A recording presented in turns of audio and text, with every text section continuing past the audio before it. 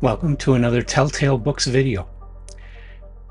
I said a few weeks ago in one of the videos, I forget when, that I wanted to start a series where I would read the top science fiction magazines that are currently out and then do videos reporting on the stories in them.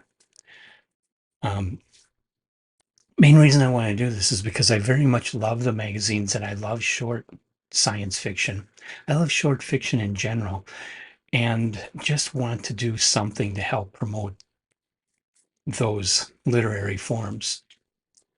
The magazines have been very instrumental throughout the history of science fiction, fantasy, and horror. Maybe less fantasy, more science fiction and horror in magazines like Weird Tales and Amazing Stories and Astounding and the Magazine of Fantasy and Science Fiction, in making available science fiction by young writers who otherwise would never have been able to get published.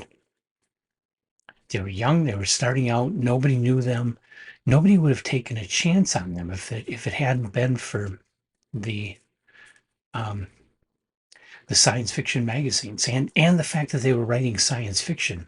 The big publishers, bef- definitely before the 1950s, the big publishers weren't interested. They certainly weren't interested in taking a risk on somebody who was completely unknown and untried.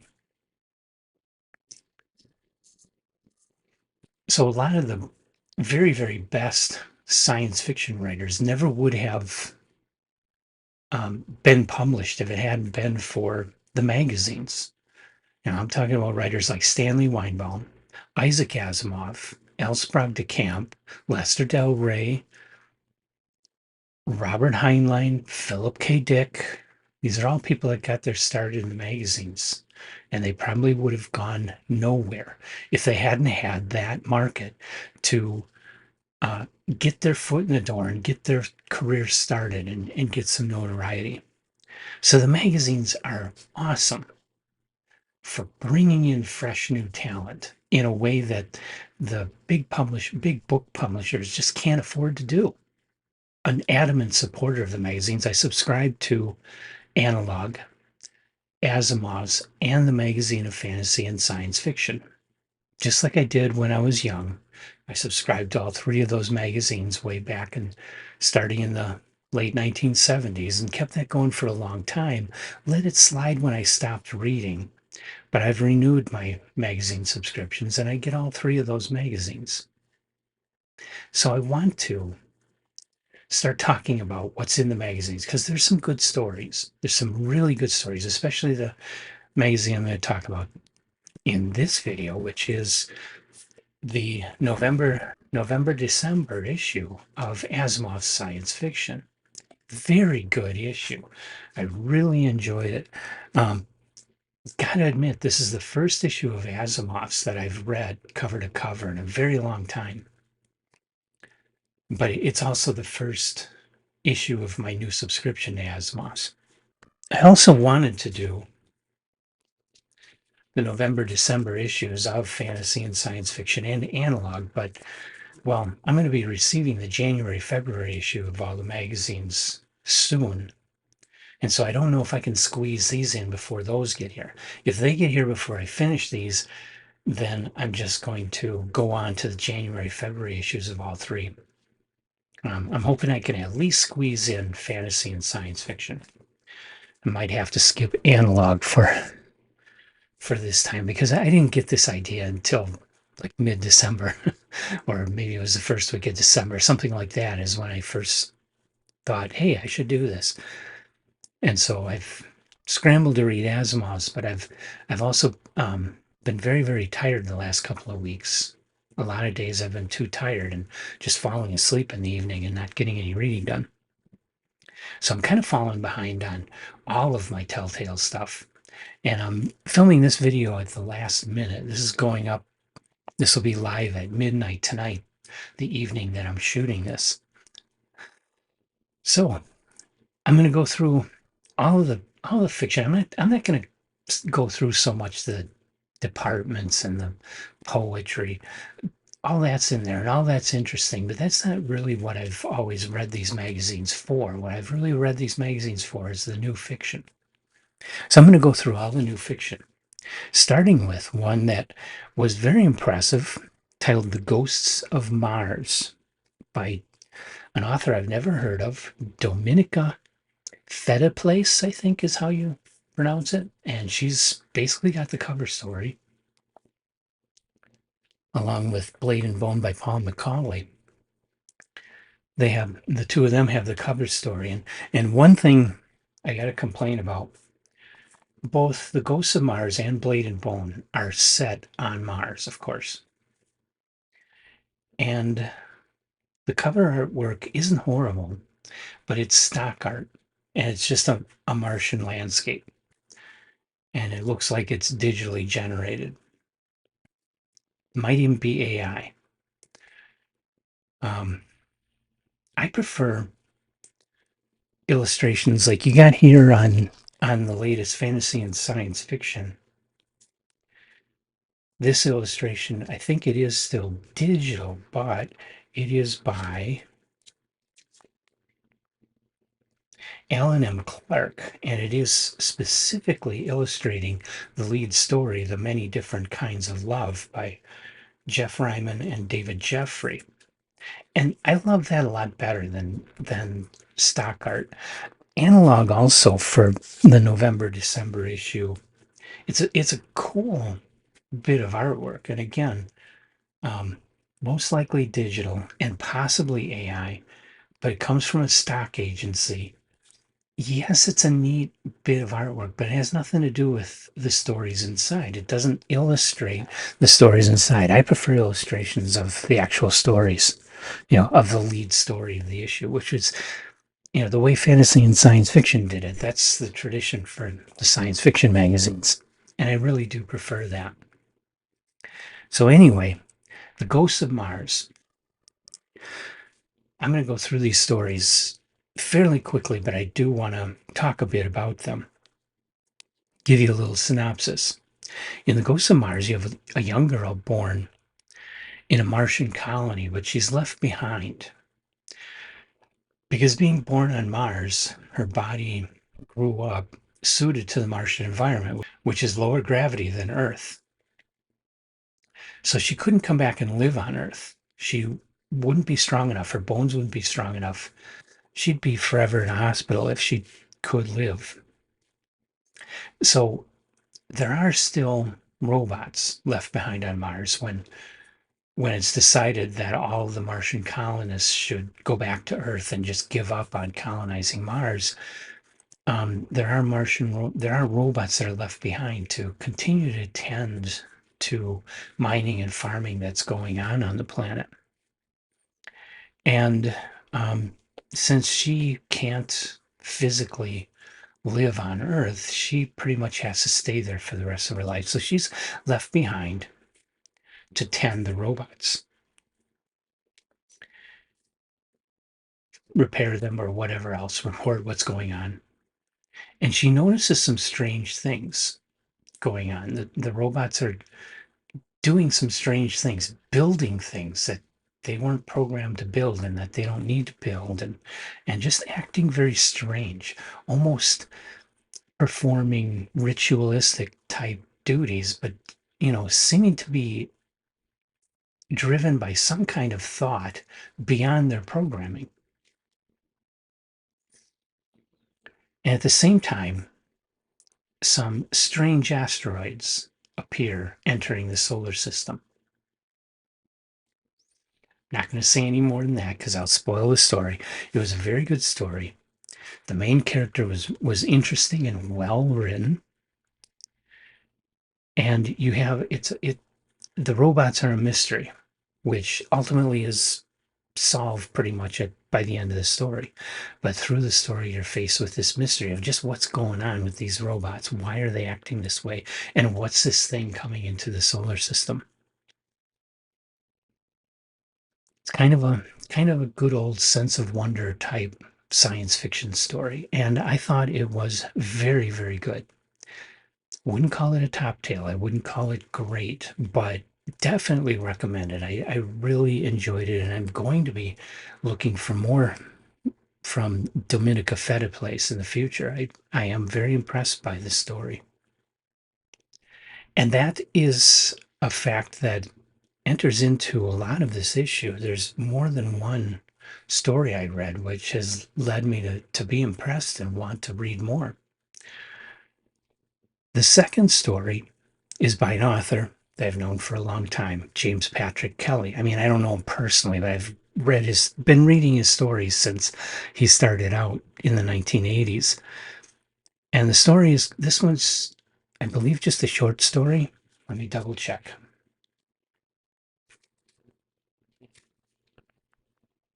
Yeah, Embot's Lament is just a short story. It's by James Patrick Kelly. Embot is an AI sent back from the future into a woman who is trying to leave her abusive husband. So the Embot is kind of like in the mind of this woman, and the two of them are there.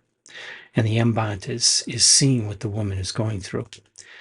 And Embot is supposed to just observe and not interfere with what it's seeing in the past. It's traveling through time to observe history. I'll stop at that. It's a pretty good idea with an interesting time travel idea, well written, and I found myself engrossed in the character's situation. Just a short story. This isn't great, but it is a good James Patrick Kelly story. And James Patrick Kelly, like I said, I've read him before. I've known about his works since the 1980s. Um, I'm used to quality fiction from him, though I wouldn't call Embot's Lament a top tale. The next one, again a short story, is titled Burb by Burb, and it's by Ray Naylor. Now, I'm interested in Ray Naylor because I've been hearing a lot about him for the past year for his book, The Mountains in the Sea. That's gained a lot of positive reviews.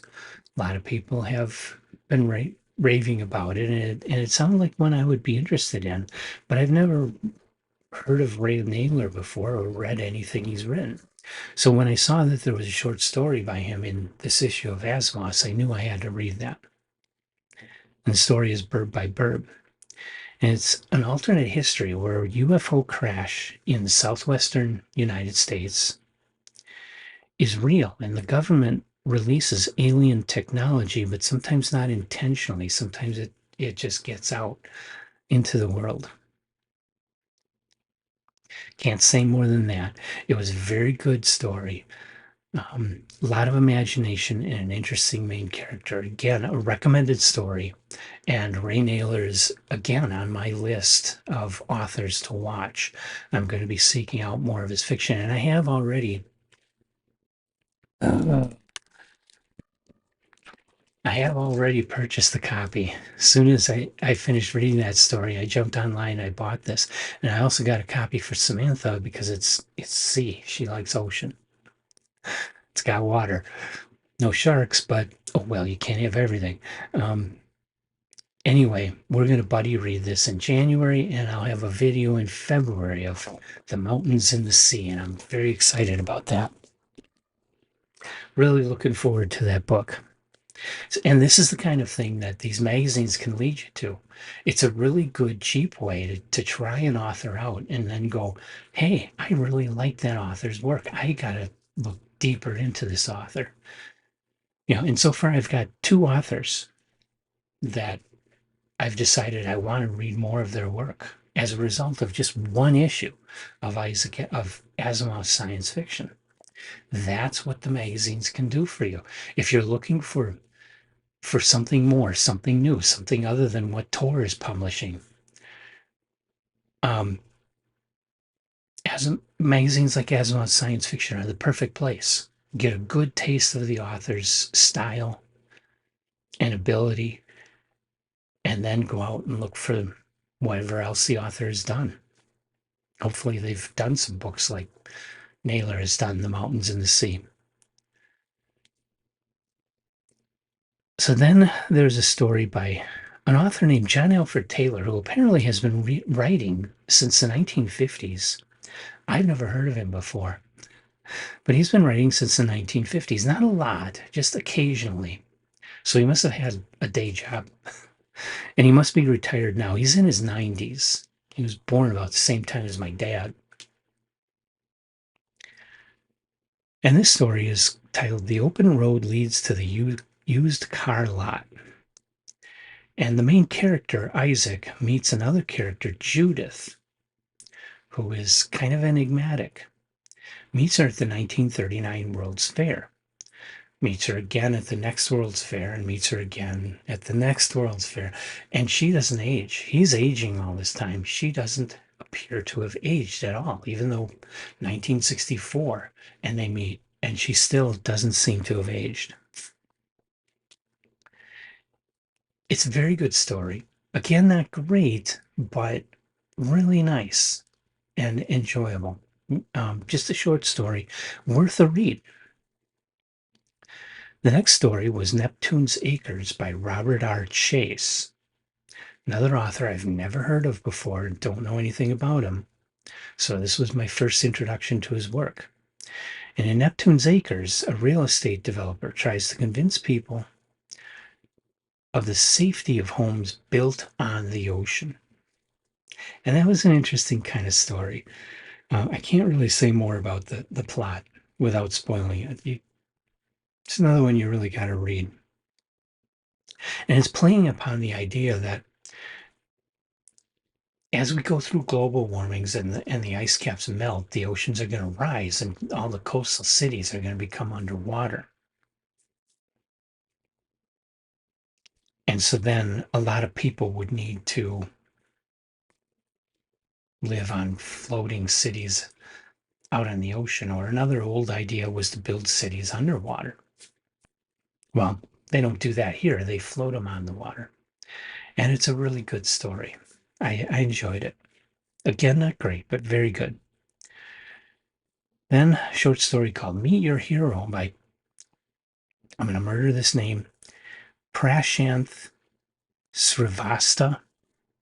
Srivatsa. Sorry if you're the author watching this and I totally murdered your name, I apologize. I'm not very good at that.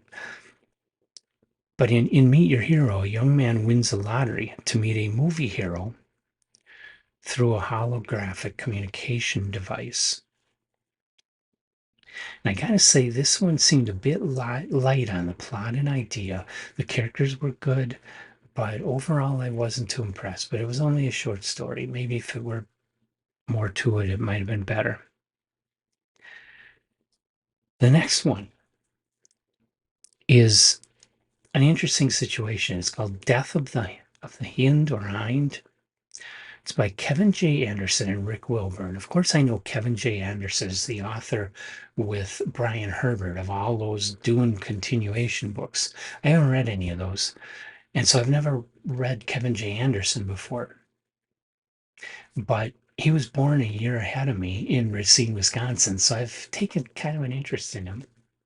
He is part of the company called Wordfire Press, which has been publishing some awesome books, especially some great, beautiful volumes of H.G. Wells. I've got their War in the Air. Amazing book, very high quality book. Beautiful. I like Wordfire Press, and he's one of the owners of it.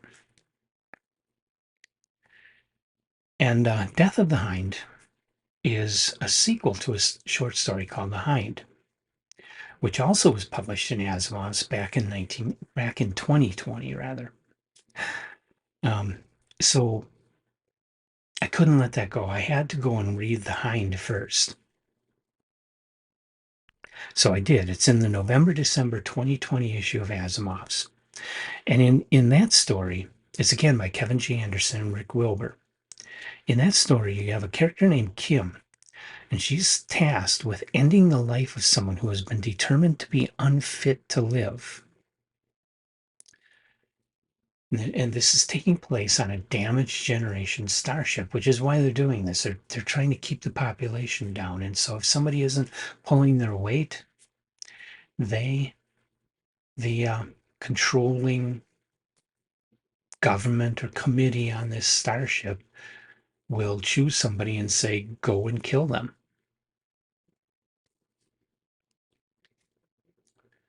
So Kim is told to go and kill this one person. And that's what the story hinges on. And I thought this was a really good story, making me whine to read more by Kevin Anderson. And the story raises questions about the value of a person, especially when someone has aged and is not in top condition. Sorry, that is near and dear to me. Um, Ageism is a really stupid thing that our society does. Young people are not more fit to perform most jobs. Okay, quarterback of the Green Bay Packers, I can't do it. I couldn't do it when I was 21 either. But graphic design, I have no problems with that. There is absolutely nothing about me at my age that would keep me from doing an excellent job on graphic design work. And yet, a lot of employers want those young people, millennials, thinking that there's some kind of magic about them that will allow them to be better employees than I could possibly be at my age, despite the years of proven ability under my belt. How stupid is that? And this story raises that question and really asks that hard issue is it really right to push people to the side who are still capable and still have something to offer? So I really, really liked the hind, however. Um, Not enough to call it a top tale, but enough that I was very impressed and want to read more by Kevin Anderson and Rick Wilbur. So then on to the death of the hind, which is in the issue in question. And in Death of the Hind, the generation ship has finally reached its destination. And the ship has to keep functioning and supporting everybody just a few months more to make it to the planet and get into orbit and give people the time to shuttle down and establish themselves on the planet. And when they get there and the ship is finally falling apart, there are people who just don't want to accept that. And they think we can live in the hind in orbit forever because it's not breaking down. They just don't want to face the facts. And the rest of the people want to go down to the planet and live before the hind finally breaks up. It was good. I would say the first story, The Hind, was stronger, but Death of the Hind was a good story and makes me hope that the authors will take those two stories and write more material to flesh out a whole novel with this. I would buy that. I would buy it definitely. Write some more stories about this starship, some more of the time in between, and then fix them up into a whole novel about this trip. I think it would be great. I would buy it. After that, you have the four last things. Let me look up the length of these. Death of the Hind was another novella. The Four Last Things by Christopher Rowe is just a short story. And in it, humans travel the stars in strange living ships called mules.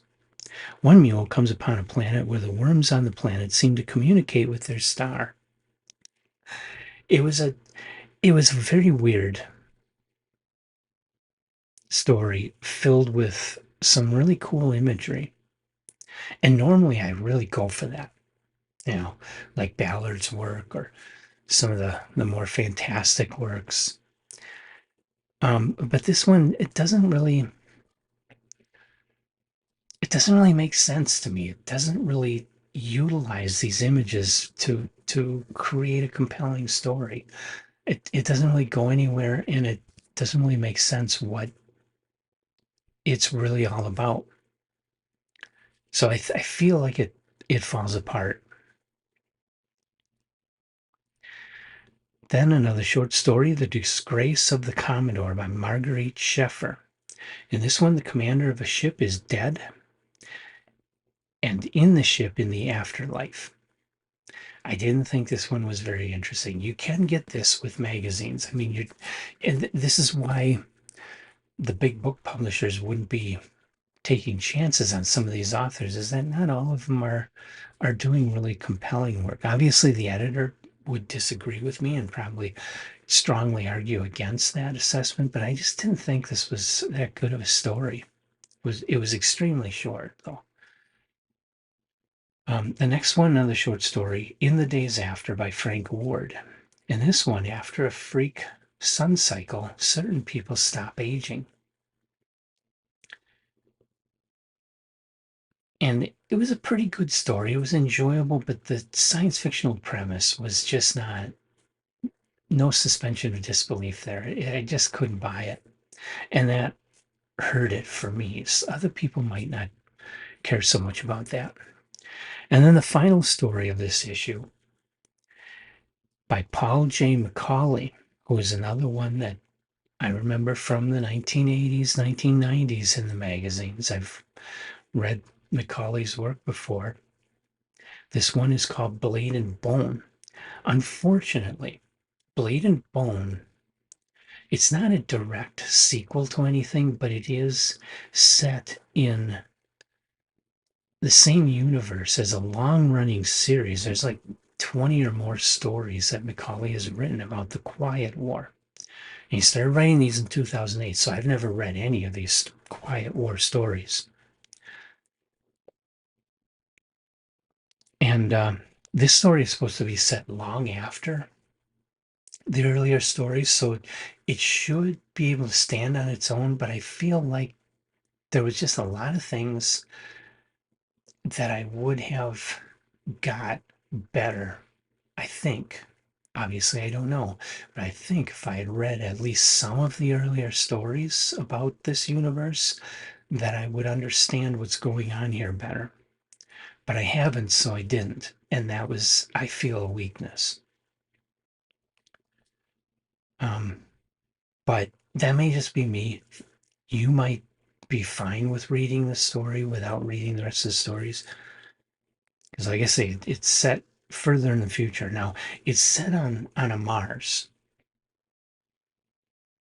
far in the future, after humans have come and terraformed Mars and given it a breathable atmosphere and set up farms and such. And so it's kind of like Barsoom. It even has moisture farms like, the ones in Edgar Rice Burroughs' Barsoom. It had big things like that for the atmosphere. And it's kind of dying, similar to Burroughs' Mars. It's been a very, very long time since this Mars had been terraformed.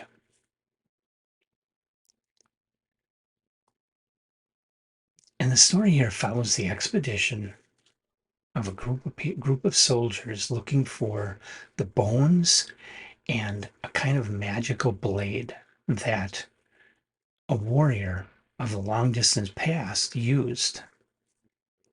And she's kind of revered, almost worshipped, and her bones and her blade are kept in a sacred place. And this expedition wants to go out and get it. Now, somebody else also wants to get it, but in order to get to it, they have to go through these roving gangs of people who are called truers, meaning they haven't altered their genetics in any way. And they're wild and they're pretty brutal. And they're very good at killing people. So most of the expedition gets killed by the truers. I won't say any more than that. The story is good. It's a good science fantasy adventure, but it's a fantasy that I felt, the fantasy and the fact that I feel like I'm missing something, like I'm not understanding something about what's going on, why some old bone and knife are important, why this warrior is important. I don't know that. I don't know why this person is so important. And the knife, they call it cursed. And, that's definitely not science. It's definitely not science fiction. It's very much fantasy. So I felt almost like Macaulay was trying to come up with a more believable Barsoom than Burroughs wrote, at least more believable to us today, and try to give it some kind of pseudoscientific backing and yet be the same kind of adventurous fantasy world. And he did pretty good, but I feel he fell a little short. I feel like there are a lot of questions here and not enough answers for me. So, like I say, it was a good story, but definitely not great and not the strongest of this issue, unfortunately. And that's all the stories in the November December issue of Asimov's Science Fiction Magazine, which may still be on your newsstands. It's not January yet. This is supposed to be on, well, it's supposed to be on sale until 12/12, so it might not be there, but some stores will still have them. And you may be able to get it off of Amazon, the single. And of course, digital issues are available. You can buy digital copies of these major magazines. And I encourage you to do so. I mean, I didn't find anything great. I mean, this wasn't the July 1939 issue of Astounding, but thoroughly enjoyable cover to cover with just a couple of little relatively minor disappointments about it. But overall, just really, really good issue. You don't always get that. Some issues you'll get a couple stories that you really like and the rest of it kind of falls flat. Other issues, I mean, you'll find stories that just blow you away. So it's kind of up and down with the magazines, and you don't know you don't know issue to issue what's going to come to you because they print what gets submitted to them. You know, they can't pick and choose who shows up in their magazine. They can pursue some authors and try to get stories from them, but they have budgets that they have to stay within, and they have to fill the magazines. So sometimes they have to dig into the slush pile in order to make it.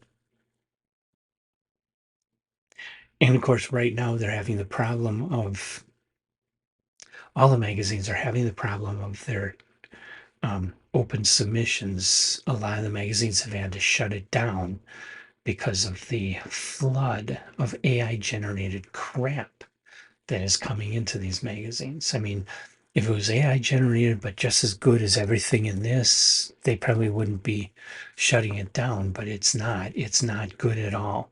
And they just don't have the money and manpower to be weeding off through all of that crap that's coming into them. So a lot of them have had to shut down open submissions, which hurts the whole idea I've been talking about of these magazines being able to introduce you to young writers, young and new writers. Um, so that's a tragedy, and the people who are doing it should really think long and hard about what they're doing.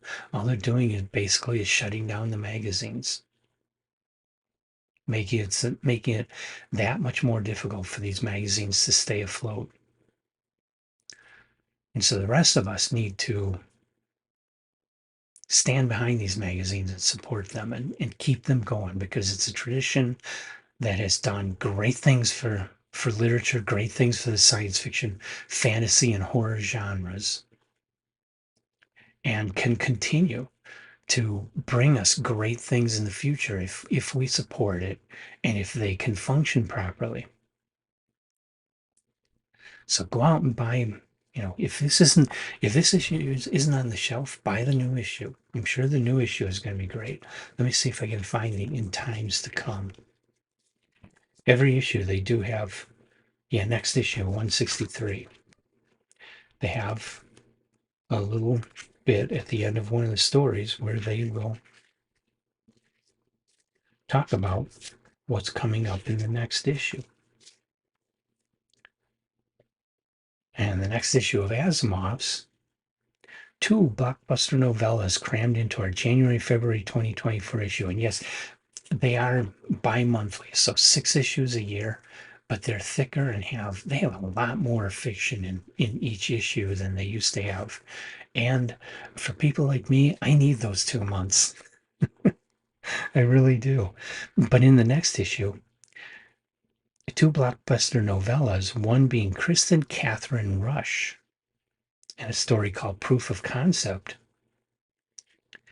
and then one by Greg Egan, who is one of my newer favorite writers, and a story called Death and the Gorgon.